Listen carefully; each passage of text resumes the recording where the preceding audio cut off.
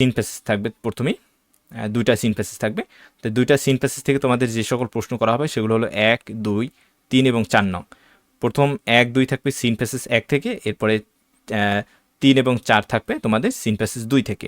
এর জন্য seen passage 1 plus seen passage 2 এর জন্য এখানে মাত্র আমি 10টি প্যাসেজ দিয়েছি, তোমরা সবগুলোই পড়বে।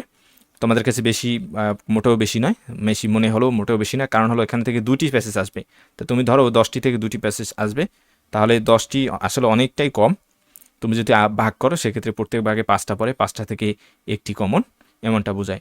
এখানে যে 10টি প্যাসেজ সেগুলো হলো number 1, Nakshi Kantha is a kind of embroidery. Number 2, Bangladeshi cuisine is rich and variety. Number 3, health is the condition. Number 4, the word hygiene means. Number 5, যারা লিভস উইথ হার প্যারেন্টস।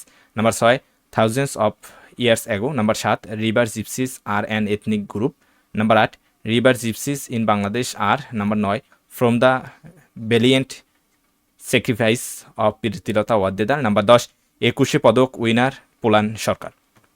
এরপরে তোমাদের থাকবে একটি আনসিন প্যাসেজ, যেখান থেকে 5 এবং 6 নংয়ের যে কোশ্চেনগুলো সেগুলো অ্যান্সার করতে হবে। 5-এ তোমাদের ইনফরমেশন ট্রান্সফার থাকতে পারে অথবা ট্রু ফলস থাকতে পারে, এবং 6 নম্বরে থাকবে তোমাদের সামারি রাইটিং। সামারি রাইটিংয়ের কীভাবে লিখবে সেটা আমাদের ইউটিউব চ্যানেলে দেওয়া রয়েছে, এতে তোমাদের 10 মার্কস। আর উপরে যে সিন প্যাসেজ 1 এবং 2 থেকে যে 4 ধরনের প্রশ্ন হবে সেখানে তোমাদের কিন্তু 18 মার্কস। তাহলে আনসিন প্যাসেজ পড়বে তোমরা এই এখানে মোট 10টি রয়েছে, 10টি আনসিন প্যাসেজ পড়বে। সেগুলো হলো number 1, Nelson Mandela. Number 2, Socrates. Number 3, Rabindranath Tagore. Number 4, Zainul Abedin. Number 5, the Nobel prize. Number 6, Begum Rokeya. Number 7, Shakespeare. Number 8, mother Teresa. Number 9, captain Mohiuddin Jahangir. Number 10, Jibanananda Das.